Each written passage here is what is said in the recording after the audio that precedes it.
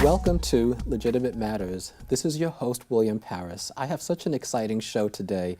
My guest is Willard Barth, who is a daily life coach. He's also the author of The Anatomy of Transformation and the founder of Willard Barth Enterprises.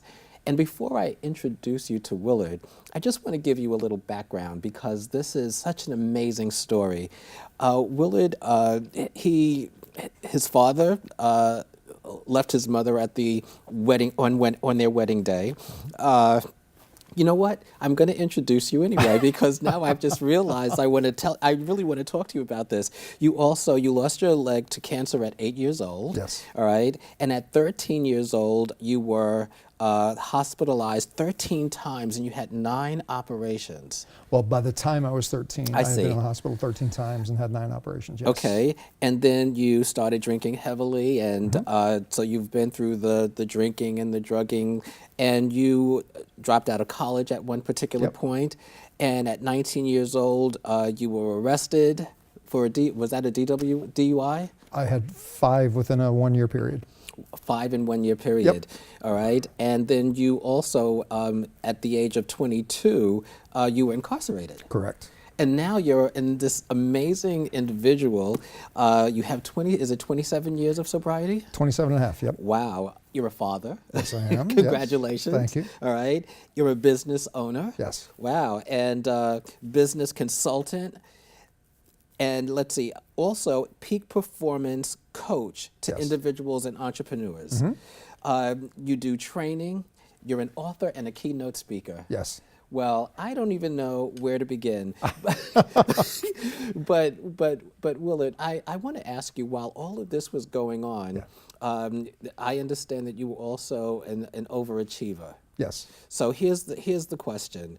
Can you describe this dichotomy? While all of these things were going on, you had, so many different challenges that you were living through, but you were an overachiever. That has to be some type of a conflict between what's going on the inside and what people see on the outside. Can you help us to understand that? Sure. It started out with the part of my father not showing up for the wedding, growing up in an area of Pennsylvania where illegitimate children and unwed mothers in the 1960s were not looked on kindly. Right. So automatically, whether it's spoken to you or not as a child, you feel that something's different. Right. And I was striving to, as everybody does, we strive to be accepted and loved. You know? The 2 greatest fears that a human being has is to not be enough and to not be loved. Right. And as a child, we're constantly looking for that attention. And when I ended up losing my leg at 8 years old, that was really a tipping point of me making the decision to myself that I was going to prove to everybody else that even though I looked different now, I wasn't different. But inside, through the mind of an 8-year-old, it's that question of, what did I do that was so bad that I'm being punished for this? So it was a tremendous dichotomy. On the outside, 2 weeks after I was out of the hospital, I was riding snowmobiles because I had my leg amputated right before Christmas. And this was 2 weeks after you were out of the hospital? 2 weeks after I'm out of the hospital, I'm riding snowmobiles. And I was struggling to prove I was the same, but what made that dichotomy worse was every time I achieved something. So I started making a living as a singer in a band at the age of 15. I was the first licensed licensed amputee motorcyclist in Pennsylvania. I lettered in junior high school wrestling without a leg. I lettered in high school football without a leg. That's amazing. And I had my first business by the time I was 19. So the overachiever, trying to show everybody I was no different than them, automatically became my greatest shame, because when I would do those things, people go, look at what Willard did, and he's only got 1 leg. So I was like, oh crap. I would hit that point and then hit the wall, which really was where I turned to the drugs and the alcohol. So on one hand, you were receiving all of these accolades for amazing things that you were doing, but it was, well, if he can do it, which you internalized as kind of a negative almost.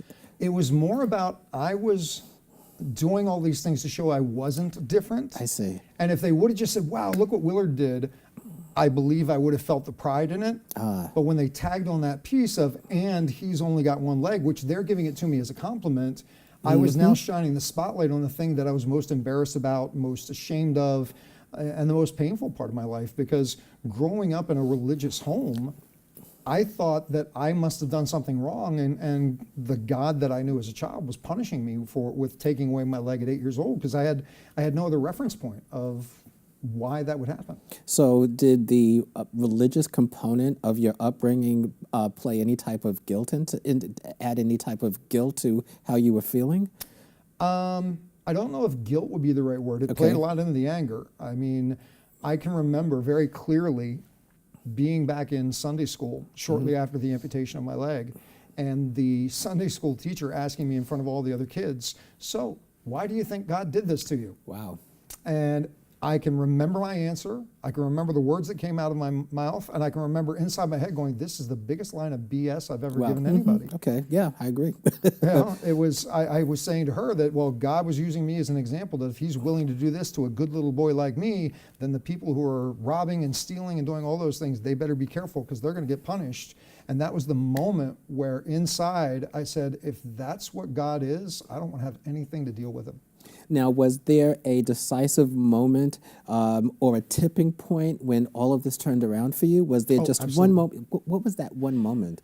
There, and I'm glad you used the word tipping point, because there were a lot of experiences that led up to the tipping point. Okay. But that moment, and this is part of what I talk about in regards to the anatomy of transformation, is, you know, there are those slight little distinctions that make all the difference. And it was, I woke up one morning in a parking lot after having gotten my 6th DUI. Again, I was an overachiever at everything, so I had to make sure I got more. Right. And that morning when I woke up, for years, people had said, you know, don't you see the damage that you're causing to yourself? Don't you see this, that, and the other? And when somebody's involved in an addiction, no, they don't. You're in a state of what I call phase 1 of transformation, ignorance. You have no awareness of what's going on. But that morning when I woke up, it was the simple shift of a sentence. That was one of 2 things that happened that morning. One was I woke up and I said, you know what? I don't drink and use drugs because I have problems. Shift, I have problems because I drink and use drugs. Okay. Now, as simplistic as that may sound to somebody, you know, kind of like, you know, duh, how did you not get it before that?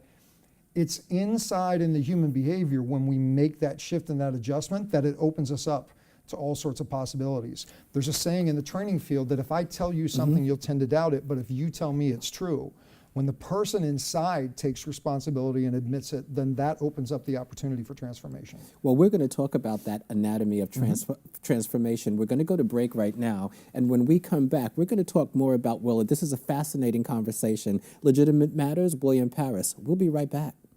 What if you could invest in the future? The future of kids, like a stock. Not the kind of stock that's about making money, but a stock for social change. A whole new kind of investment called Better Futures. When you invest, it helps kids go to college. Believe in us, invest in us, watch us grow. My name is Sydney, and I'm your dividend.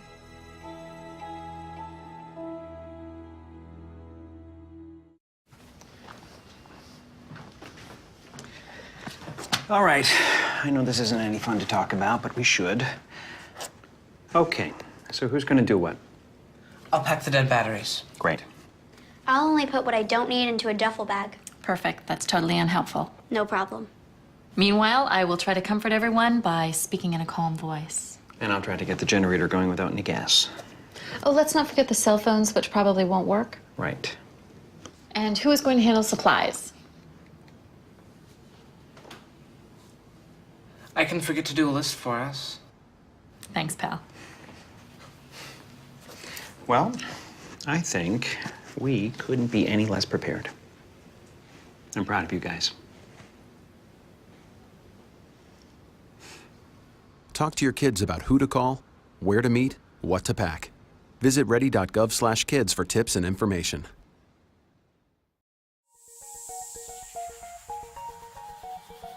So what is NAP? Why did you come back? You got something new to tell us about. Absolutely. Well, actually, a mutual friend of ours, Lisa Lieberman Wang, and I, we've been working together for about 4 years. And people have been coming to us asking where they should go to learn the skills that we teach or that we use when we're working with consulting and coaching.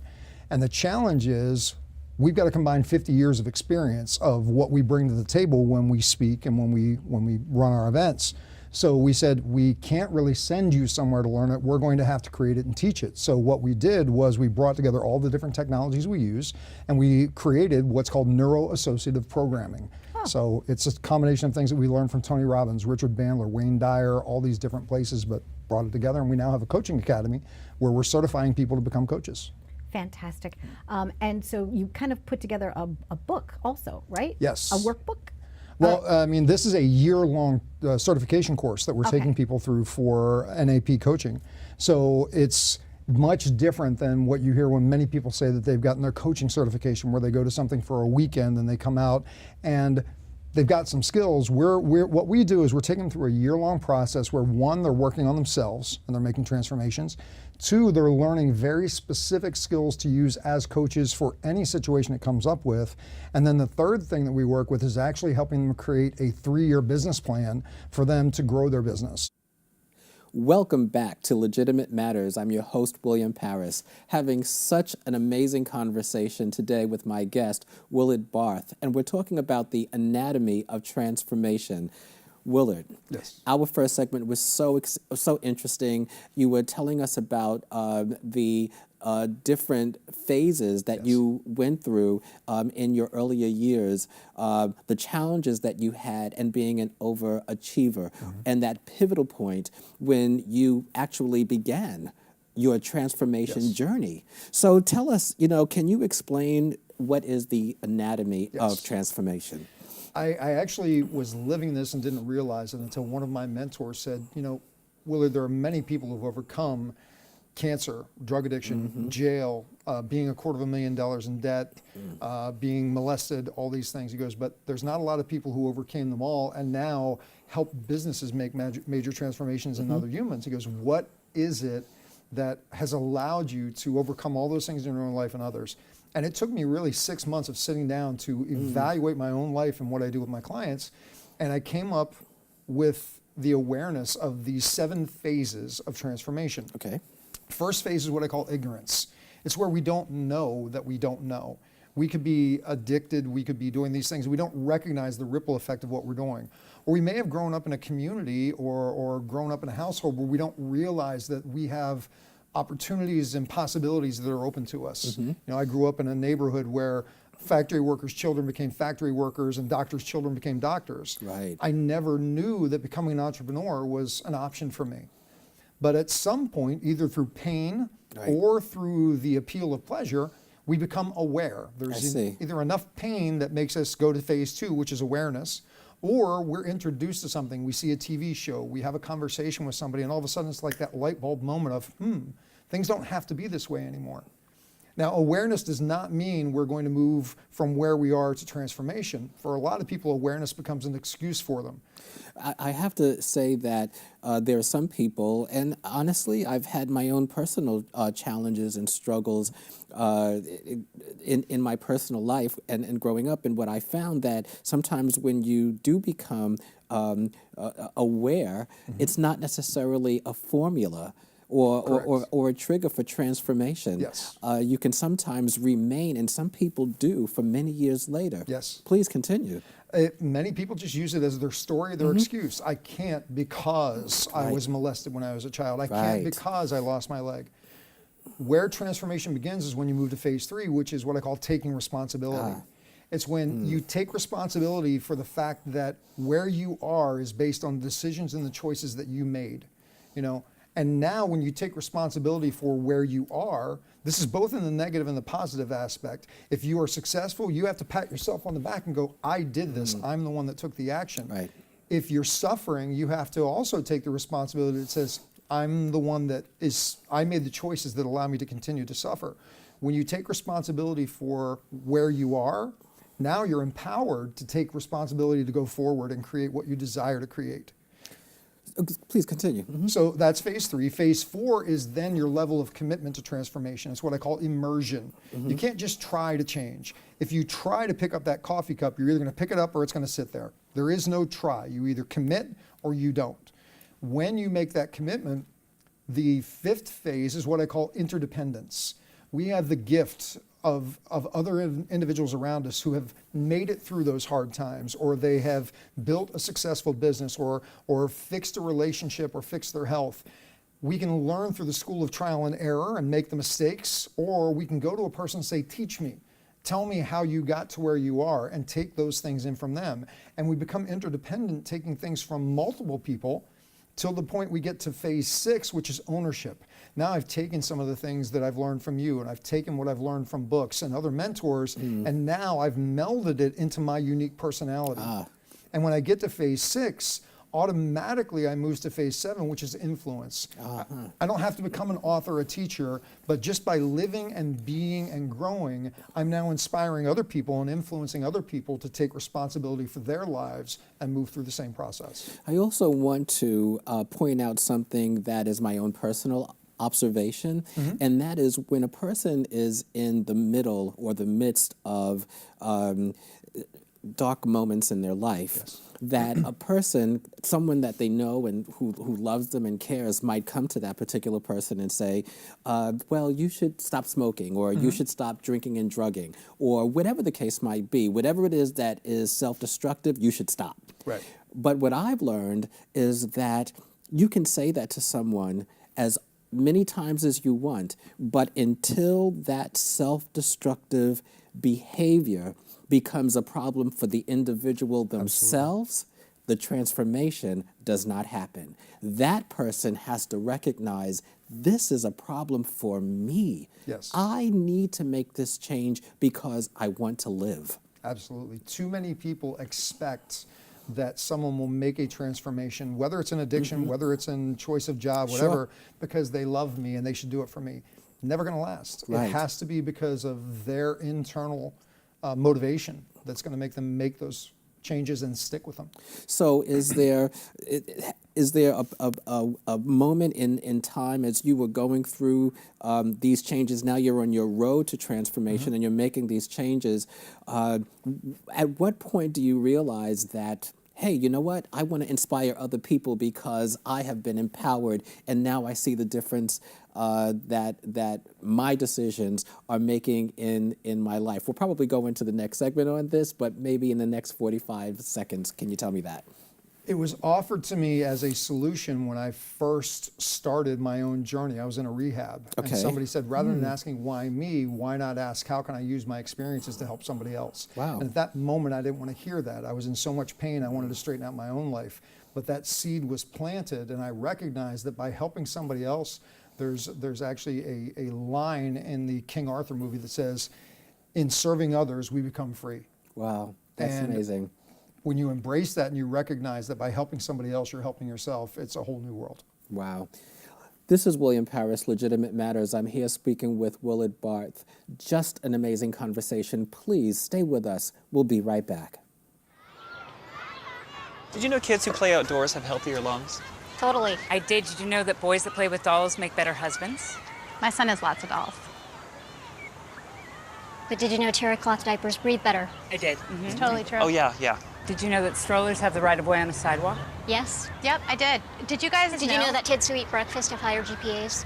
Yeah, I know. Yeah, that's actually what I was going to say. Did you know babies should never touch silver? It's really bad for them. I knew that.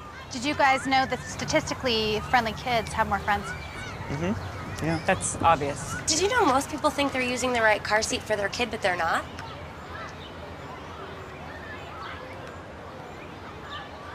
Parents who really know it all know for sure that their child is in the right seat at the right age and size.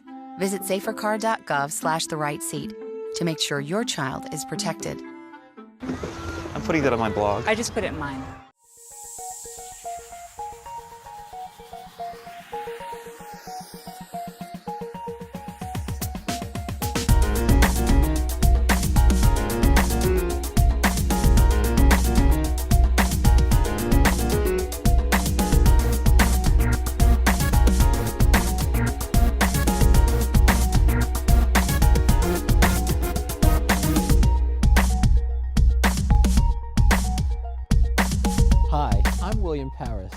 I am so excited about my new talk show, Legitimate Matters.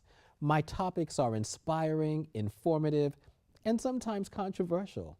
For show topics, upcoming guests, and hot topics, follow me on facebook.com/Legitimate Matters or on my YouTube channel, Legitimate Matters. Now, this show is for you because you're legitimate and you matter. Legitimate Matters. Welcome back to Legitimate Matters. This is your host, William Paris. I'm having an awesome conversation with my guest today, Willard Barth, and we're talking about the anatomy of transformation. And Willard, before we went to break, you were explaining the 7 phases of transformation, but I think that we would both agree, I certainly know from my personal challenges in life, that this takes a lot of work and time. It does. Now, from your experience, are there particular how did you overcome, or what were the obstacles that you thought were the biggest obstacles? Because sometimes people will attempt to make the change, but then they revert back. Yes, what I've identified, there's only 2 things that will prevent you from going from one phase to the next. Mm-hmm. And sometimes that change can happen quickly when you're going through it. Other times, you're right, it does take growth, it takes learning, it takes immersion in the process, really connecting with other people. But the only 2 things that are going to prevent you from going from one phase to the next, one is fear, that prevents you from moving forward. And the second is what I call limiting belief systems, not just I, but in all of us. We have beliefs that empower us to move forward. I'm great at X, or I can't because. And whenever we identify what that limiting belief system is, that's really what's holding us from going from one phase to the next. Is that similar to the glass is half empty and half full? Not really? Not really. Okay. So think of it this way. I like to put up a graph when I'm doing this of you've got 4 boxes: belief system, potential, action, results. If you have a belief system that says, I can't because I don't have the education, that's a belief. So are you going to tap into more or less potential? For more, you're going to go. Well, if you don't believe you have the education, will you tap into more or less potential? potential? You're going to go for less because you don't believe. Which will lead to better or worse, taking better or worse actions, It's worse. better or worse results. So you reinforce the belief system that says, I'm not good enough. Right. But if you have the belief system that says, I can learn anything I put my mind to, you tap into more potential, take more effective actions, get better results. So it's not just the Pollyanna half full, half empty. Right. It's really about what's the operating system that's driving what you're doing, and recognizing that it's just that little shift. I don't drink and use drugs because I have problems. I have problems because I drink and use drugs. Change the potential, the actions, the results, all of these different pieces. So it's a little shift that makes a big difference. And you're also a speaker Yes. and a coach. And a business consultant. And yes. a business consultant. So talk to our camera and tell the viewers what that's about and where you travel to and what are you teaching? Well, the anatomy of transformation I started it using my personal transformation, but it's a framework that applies for business also. One of my clients that our team works with, we took them from a $32 million a year company to $124 million in 18 months using this principle. The CEO was ignorant that his company was stagnating at a certain point. He became aware that he was about to lose some of his key managers because they weren't feeling challenged. He took responsibility in saying, you know what? I'm the one that's very happy at my lifestyle, and if the company is going to change, I need to change it. Right. He immersed himself in his commitment. He couldn't just say, I want to try to change the company. He became interdependent by hiring our firm to work with him, but also, at the time, he was friends with people who ran $25 to $30 million companies. He had to become interdependent with people who ran $100 million companies and learn from them. And by learning that, he changed. This was a wash, rinse, repeat process that went through the whole company, from the CEO to the receptionist, of them going through their transformation, and it transformed the whole company. In 18 months, they ended up going from 32 million and 15 employees to 63 employees and 124 million in revenue. That is absolutely amazing. Yeah. And you also have a book that's coming out about this, and it's called The Anatomy of Transformation. Yep. So tell us, what can we look forward to in your book? Well, in the book, I talk specifically about the 7 phases, but there are also 2 more components, which I call the 3 cornerstones of transformation, which in all 7 phases, you've got to be honest, you've got to be open-minded, and you've got to be vulnerable. You're not going to go through those phases without bringing in those 3 cornerstones. And the other 7 keys to success and fulfillment, I'm saving because they're going to have to buy the book. Oh, I see. Completely understand. and then you have a coaching academy. Yes. Do you want to just touch on that briefly? Sure. One of my partners, you actually interviewed her recently, Lisa Lieberman-Wang. Yes. Love Lisa. People were coming to us saying, where can we go to learn to do what you do? Because again, whether I'm working with businesses, Lisa's working more in the personal development field, we help people make tremendous transformations. Understand they're the ones who are making them, we're just guiding them, we're giving them the path to it. And people were coming to us saying, where do we go to learn this? Well, both of us combined have 50 years of experience in the transformational field, and the answer was we can't send you just to one place. So we created a one-year academy that we take people through transformation themselves, teach them how to make transformations with others, and then also teach them how to build a 3-year strategic plan to actually launch a business as a coach, a consultant, or apply them in their business as a leader. And if someone was interested in finding or contacting you about being a speaker or motivating, whether it's an organization or where can they go to find more about your book and your coaching? I'm on all forms of social media. Willard Barth, W-I-L-L-A-R-D as in David, B as in boy, A-R-T as in Tom, H. I'm sure you guys have it on the screen, but I always spell it out. Or willardbarth.com. Okay. And before we end the show, I would also like you to look at my viewers in the last minute and just give them a pearl, something that they can walk away with to help them if they find themselves in an awkward place, help them to move forward. Sure. There is a saying that I start off my book with and I start off my speaking engagements with, is that change is inevitable. Seasons change, your bodies change, the economy changes, your friendships change, your family changes. It's inevitable, it's going to happen. Growth is optional. Many people still try and hold on to things the way that they were, and it sabotages everything that they're moving forward to. So growth is an option, but transformation is a choice. That's when you take responsibility and you say, you know what, I deserve better, I want more, I can make more out of my life, and you decide and you commit that you are going to take the responsibility to create that transformation in your life. Willard, thank you so much for being on the show. My I pleasure. really have enjoyed meeting you and talking to you. This is Legitimate Matters. I'm your host, William Paris. Please tune in next week. We would love to see you. Thank you so much.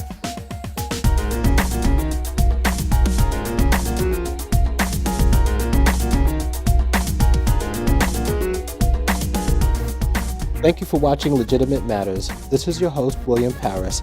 I want to thank my guest, daily life coach, Willard Barth, for being on the show. For more information on Legitimate Matters and upcoming shows, follow me on Facebook.com/Legitimate Matters or my YouTube channel, Legitimate Matters, or email me at wparis@legitimatematters.com.